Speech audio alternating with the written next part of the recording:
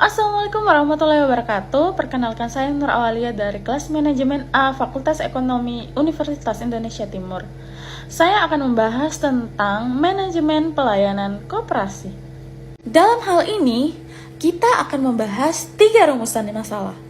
Yang pertama, apa sih yang dimaksud dengan manajemen? Yang kedua, apa saja perangkat dalam organisasi koperasi? Dan yang ketiga, bagaimana cara kerja perangkat organisasi koperasi? Materi pertama yaitu pengertian manajemen. Manajemen adalah suatu proses di mana suatu kelompok secara kerjasama mengarahkan tindakan atau kerjanya untuk mencapai tujuan bersama. Proses tersebut mencakup teknik-teknik yang digunakan untuk para manajer untuk mengkoordinasikan kegiatan atau aktivitas orang-orang lain menuju tercapainya tujuan bersama. Nah, setelah mendengar tadi apa sih pengertian manajemen itu, kita korek satu persatu ya.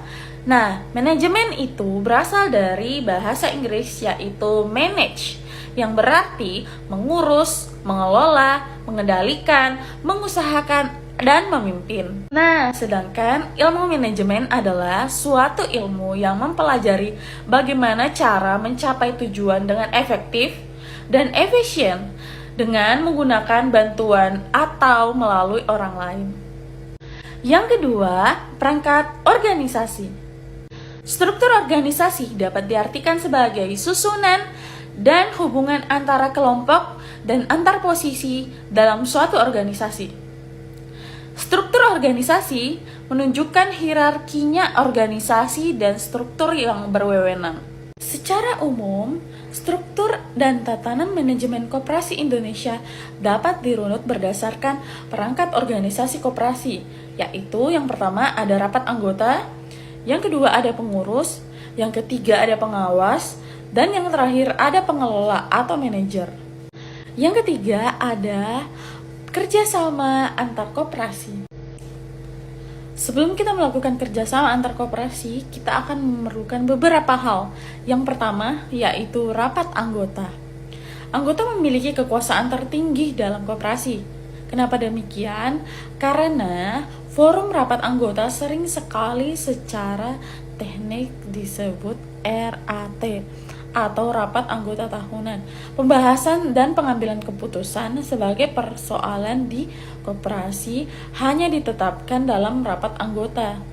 Jadi, kenapa saya bilang anggota itu adalah memiliki kekuasaan tertinggi? Karena semua suara itu berdasarkan dari para anggota. Jika banyaknya anggota yang menyetujui tersebut, hal itu akan terjadi. Tetapi jika sebaliknya, jika tidak disetujui, itu tidak akan dilaksanakan. Lihat, ada beberapa fungsi yang menjadi tuntutan bagi setelah terjadinya rapat anggota. Yang pertama yaitu menetapkan anggaran dasar atau anggaran rumah tangga. Yang kedua, menetapkan kebijaksanaan umum di bidang organisasi, manajemen, dan usaha koperasi. Yang ketiga, menyelenggarakan pemilihan, pengangkatan, pemberhentian, pengurus, dan pengawas. Yang keempat, menetapkan rencana kerja, rencana anggaran, pendapatan dan belanja koperasi, serta pengesahan laporan keuangan. Yang kelima, ada mengesahkan laporan pertanggungjawaban pengurus dan pengawas dalam melaksanakan tugasnya. Yang keenam, ada menentukan pembagian sisa hasil usaha. Yang ketujuh, menetapkan keputusan penggabungan, peleburan, dana pembubaran koperasi. Kita akan membahas juga tugas-tugas dan wewenang rapat anggota. Yang pertama, membahas dan mengesahkan pertanggungjawaban pengurus dan pengawas untuk tahun buku yang bersangkutan. Yang kedua, yaitu membahas dan mengesahkan rencana kerja dan RAPB tahun buku berikutnya. Yang ketiga, membahas dan menetapkan ADART atau pembubaran koperasi. Yang keempat, memilih dan memberhentikan pengurus dan pengawas. Yang terakhir, menetapkan pembagian sisa hasil usaha. Pembahasan selanjutnya yaitu pengurus. Pengurus koperasi adalah orang-orang yang dipilih untuk masa jabatan paling lama 5 tahun sesuai dengan anggaran koperasi. Sepertiga anggota pengurus koperasi dapat dipilih dari orang-orang yang bukan anggota koperasi. Sedangkan sisanya sebesar 2/3 adalah harus benar-benar berasal dari anggota koperasi. Di dalam anggota koperasi ada yang namanya pengurus harian. Mereka memiliki tupoksi masing-masing. Yang pertama, mengendalikan seluruh kegiatan koperasi. Yang kedua, memimpin, mengkoordinir, dan mengontrol jalan aktivitas koperasi dan bagian-bagian yang ada di dalamnya. Yang ketiga, menerima laporan kas kegiatan yang dikerjakan masing-masing. Yang keempat, menandatangani surat penting. Yang kelima, memimpin rapat anggota tahunan dan melaporkan laporan pertanggungjawaban akhir tahun pada anggota. Yang keenam, mengambil keputusan atas hal yang dianggap penting bagi kelancaran kegiatan koperasi. Pengurus selanjutnya ada sekretaris. Nah, tugas dan tanggung jawab yang pertama itu membantu ketua dalam melaksanakan kerja. Yang kedua, menyelenggarakan kegiatan surat menyurat ketatausahaan koperasi. Yang ketiga, mencatat tentang kemauan dan kelemahan yang terjadi pada koperasi, yaitu kemajuannya. Yang keempat, menyampaikan hal-hal yang penting pada ketua. Yang kelima, ada membuat pendataan koperasi. Jabatan selanjutnya ada bendahara. Apa saja sih tugas dan tanggung jawab oleh bendahara?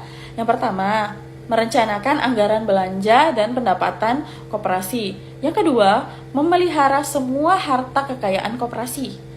Yang ketiga, membuka transaksi ke supplier di atas 1 juta, terus pengisian saldo. Yang kelima yaitu melakukan cash opname yang ada di kasir. Nah, teman-teman bisa lihat pengurus lengkap itu ternyata ada 4. Yang pertama, humas, yang kerjaannya itu mengelola semua informasi-informasi yang bisa disampaikan ke orang-orang. Yang kedua, ada administrasi, mengurus surat menyurat, pendataan, dan sebagainya. Yang ketiga, ada akuntan, atau orang yang mengelola keuangan, baik itu masuk dan keluarnya uang dari koperasi. Yang keempat, ada kasir. Kasir ini bekerja sama dengan akuntan.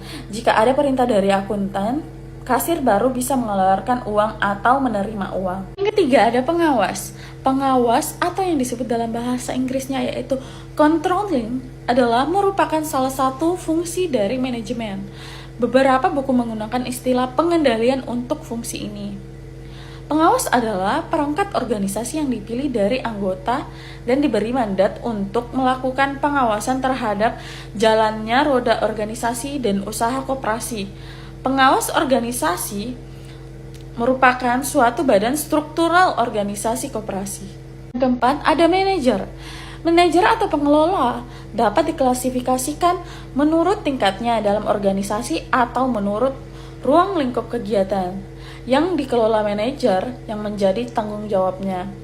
Dalam hal yang disebut pertama, maka terdapat 3 buah tingkat manajemen, yaitu manajer puncak, manajer menengah, dan manajer lini pertama.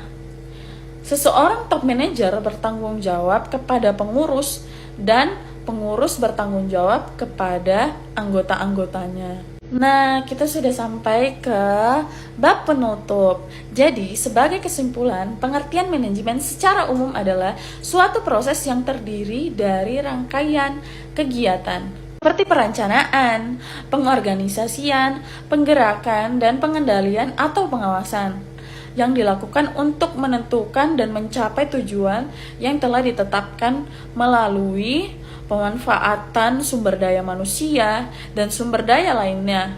Secara umum, struktur dan tatanan manajemen koperasi Indonesia dapat dirunut berdasarkan organisasi koperasi, yaitu rapat anggota, pengurus, pengawas, pengelola, atau manajer. Mungkin sekian yang sempat saya sampaikan. Lebih dan kurangnya mohon dimaafkan. Assalamualaikum warahmatullahi wabarakatuh.